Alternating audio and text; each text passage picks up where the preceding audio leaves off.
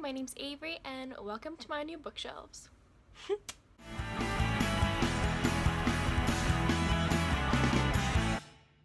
Hi there everyone, so yes, this is my new setup for college, my dorm room, and there are a bunch of books behind me too, you just can't see them here. And if you look at some of my past videos, you will see all of the books that I took to college, so if you're curious about that, go click on that video. But anyway, I am here to share with y'all all of the books that I read in August, which is one book and one novella, just because it's been crazy here. I have moved away from my home and my family and my friends, and I have started a whole new life in this town. Before I get into all of my reading thoughts, I would love to let y'all know that I'm going to leave a link down below for the Hurricane Harvey Relief Fund, where you can donate at least $10 or more to help those in need from the hurricane. I am from Houston myself, and my family has been afflicted by this hurricane, and I am going to spread as much news as I possibly can to help those in need in the situation that they are in because of flooding and losing their homes and their belongings and everything. And I just recommend that y'all go out and donate as little as $10 tops. So now I will be getting into all of the books that I read in August. So the first book that I read this month is actually a novella because it was at most 20 pages on my Kindle app on my phone. And so I was scrolling through Amazon and I came across some free books, and this book just so happened to spark my interest, even though it is only maybe 17 pages. And that book is An Heir for Pemberley by Jane Grix. And so this is a Pride and Prejudice variation story. I believe that Jane Grix has a bunch of short little novellas about Darcy and Elizabeth's life after Pride and Prejudice.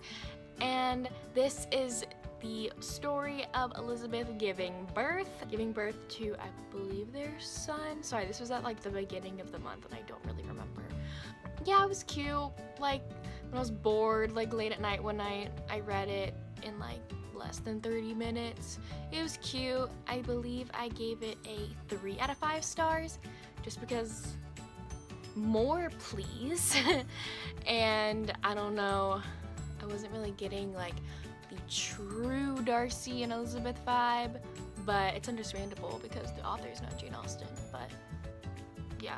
And the actual full book that I read this month was Just Mercy by Bryan Stevenson. And I had to read this for coming into school this year because the university that I'm going to has a book that we collectively read as a whole entire community together before we get to school, and then we somehow discuss it in some of our classes, and it was really, really interesting. The audiobook is really good as well. Bryan Stevenson actually narrates it himself if you go on Audible.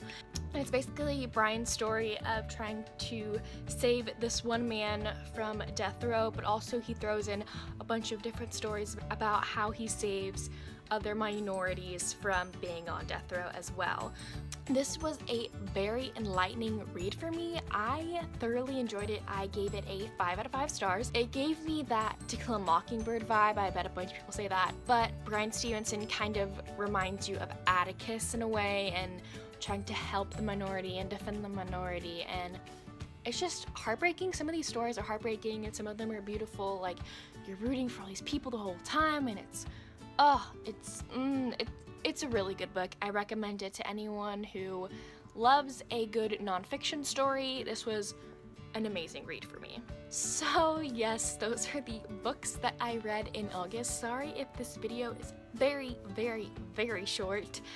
I didn't really read all that much just because of moving into my dorm room and packing up all my stuff, and plus I haven't been reading anything for the past couple days just because of the hurricane and me trying to stay in touch with my family and all that jazz. So let me know down below if you plan on donating. I would love to know, and also let me know if you have read either of these books, well, book and novella. And yes, I will see y'all soon with a new video. Thank y'all so much for watching. Bye.